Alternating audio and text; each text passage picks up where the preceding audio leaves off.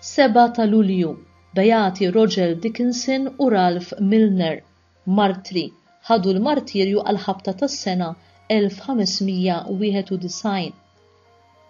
Fis-7 ta' Lulju ta' din is-sena ġew malqin f'Winchester Roger Dickinson talli kien qassis u Ralph Milner talli kien jgħinu.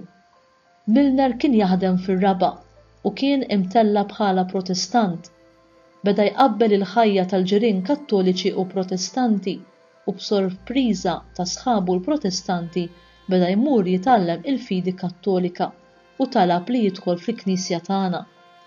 Imma ftit wara, dakinhar stess li tqarben għall-ewwel darba, kien mitfuh il-ħabs talli bidel ir-reliġjon. Hawnhekk inżamm għal diversi snin, imma l-priġunerija tiegħu ma kienx stretta ħafna u kemm il-darba seta' joħroġ on parole u f'dawn il-waqtiet kien jiġbor għajnuniet materjali u spiritwali għal sħabu l-priġunieri u billi kien jaf sewwa il-pajjiż kien anka jiffaċilita iċ-ċaqliq u l-ħidma tas-saċerdoti missjonarji li kienu jintbagħtu l-Ingilterra bil-moħħbi. B'dan il-mod sar jaf lill-Ġiżwita Father Stanley u permezz ta' Father Stanley lill-qassis djoċeżan magħruf bħala Mr. Roger Dickinson ġie jgħix f'Winchester. Roger Dickinson kien minn Linglong, studja f'Reims u għal ħafna snin ħadem fid-distrett ta' Winchester, mejjum minn Milner. L-ewwel darba li arrestaw lil Roger, il-gwardji kienu tant sikru li hu rnexxielu jaħrab, imma meta nqabbad it-tieni darba Milner kien miegħu u t-tnejn tresqu għall-ġuri. Dickinson għax kien qassis u Milner għax kien jgħinu. Waqt il-ġuri l-imħallef billi ħa speċi ta' ħenn għal Ralph Milner għax kien xwejja, kif ukoll għax kellu mara u 8 ulied, irrakkomandalu li jkun biżżejjed għalih li jmur jagħmel vista fi knisja parrokjali Protestanta u jkun meħlus. Imma Milner wieġbu, jiġifieri inti tagħtini l-parir li għall-affarijiet li għaddu ta' din id-dinja trid nitlef l-Alla tiegħi? Le, sir, ma naċċettax. Iż-żewġ tirġiel ġew maqtulin flimkien. Diversi nisa kienu wkoll ikkundannati għal mewt talli ħallew lil Beatu Roger jiċċelebra l-quddiesa f'darhom. Iżda s-sentenza tagħhom ġiet mibdula f'daqqa. Huma mbagħad talbu li jitħallew imutu mal-qassis, iżda ġew meħuda lura fil-ħabs. Iż-żewġ martri ġew iddikjarati beati mill-Papa Piju 11 fid-9 fl-1929.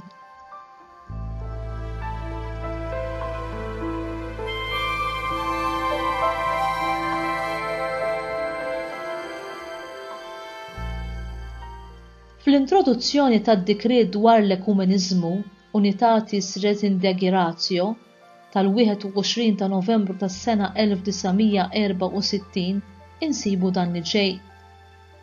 Wieħed mill-iskopijiet ewlenin tal-Konċilju Mqaddes Vatikan it-Tieni huwa dak li terġa' tkun stabilita l-għaqda fost l-insara kollha. Għaliex Kristu l-Mulej waqqaf knisja waħda u unika, iżda ħafna komunitajiet insara jippreżentaw irwieħhom quddiem il-bnedmin bħala wirrida tas-sew ta' Ġesu Kristu. Kollha jistqarru li huma dixxiqli tal-Mulej, iżda bejniethom ma jaqblux u jgħaddu minn modijiet differenti bħalli kieku Kristu nnifsu kien mifrud. Żgur li din il-firda tmur ċaru tont kontra r-rieda ta' Kristu. Hija ta' skandlu għad-dinja u tagħmel ħsara lill-kawża l-aktar qaddisa li l-Evanġelju jixxanda l-ħolqien kollu. Ta' bilħaq is-sit ta' żmien li berf u b'sabar ikompli jtenni il-pjan tal-grazzja tiegħu għalina midinbi, dan l-aħħar beda inissel b'kotra akbar fl-insara mifrudin bejniethom is-soba għal din il-qagħda u x-xewqa għall-għaqda. Għad kbir ta' bnedmin f'kull imkien fid-dinja intlaqgħu minn din il-grazzja u fost l-aħwa mifrudin minna ingħata bidu wkoll bl-għajnuna tal-grazzja tal-Ispirtu Santu għal moviment li kuljum qed jikber biex terġa' sseħħ l-għaqda tal-insara kollha. F'dan il-moviment tal-għaqda li jissejjaħ ekumeniżmu jieħdu sem dawk li jsejħu lil Alla wieħed fi 3 persuni u jistqarru li Ġesu huwa l-Mulej u s-Salvatur. F'dan il-moviment jipparteċipaw mhux biss individwi għal rashom iżda wkoll persuni organizzati fi gruppi li fihom huma semgħu l-Evanġelju u li kull wieħed minnhom iqis bħala l-Knisja tiegħu u ta' Alla.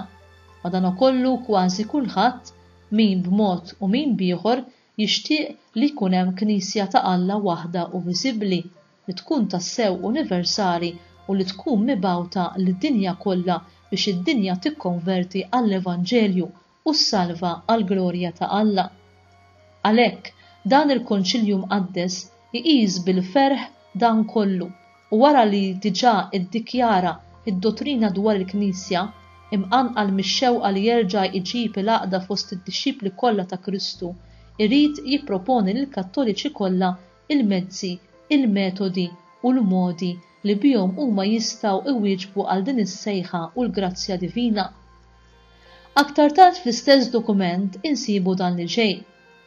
F'din il-Knisja waħda u unika ta' Alla, sa mill-bidu tagħha għamu xi firdiet li l-Apostli jiddeplora li l-Apostlu jiddeplora bil-qawwa u jgħid li hu ta' min jikkundannhom.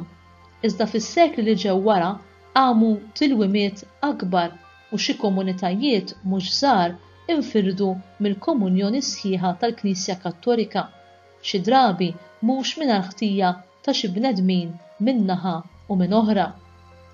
Iżda dawk li qegħdin jitwildu issa f'dawn il-komunitajiet u li jimlew fihom il-fidi ta' Kristu ma jistgħux ikunu mixlija bid-dnub tal-firda u l-Knisja Kattolika tħaddanhom bqima u b'imħabba tal-aħwa.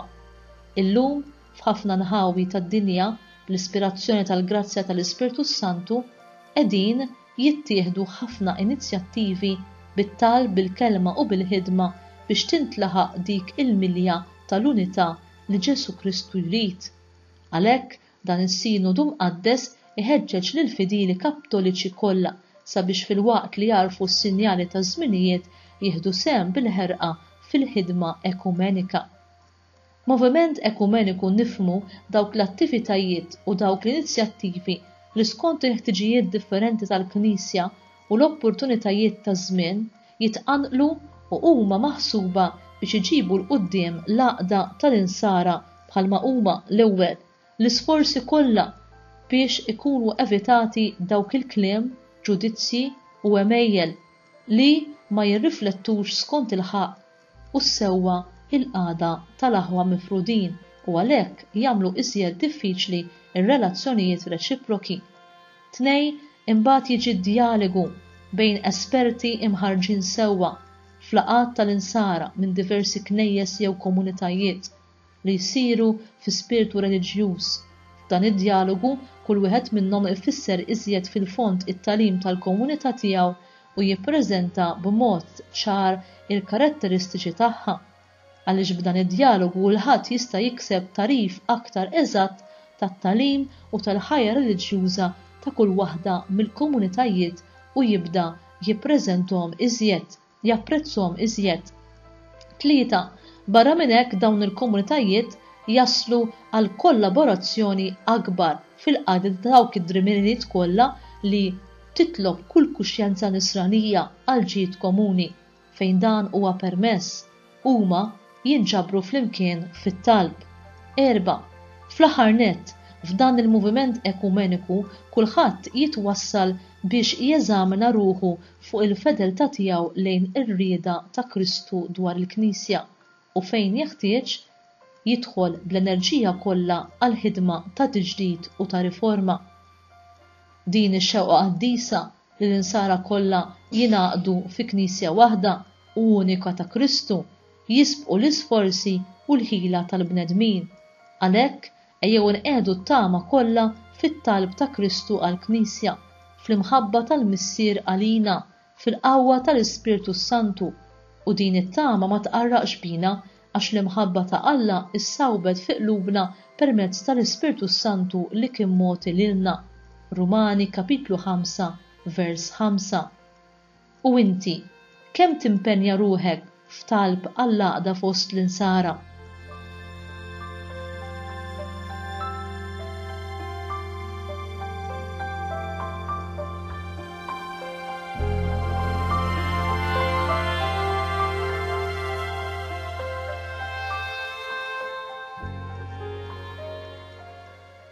Talba. Beati Roger Dickinson u Ralph Milner, intom immaturajtu u kbirtu fil-fidi kattolika. Itolbu għaż-żgħażagħ insara kollha ħalli jżommu l-fidi li jkunu rċevew fit-tfulija tagħhom u jservu lil mulej fil-ħajja adulta.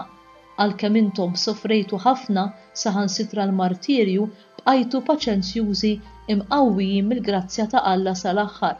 Itolbu għalina biex fi żminijietna inkomplu nirsistu għall-qdaqda fost l-insara kollha biex il-poplu ta' Alla ikun ħaġa waħda fi Kristu u isseħħ il-għaqda tal-knejjes kollha taħt raj wieħed. Amen.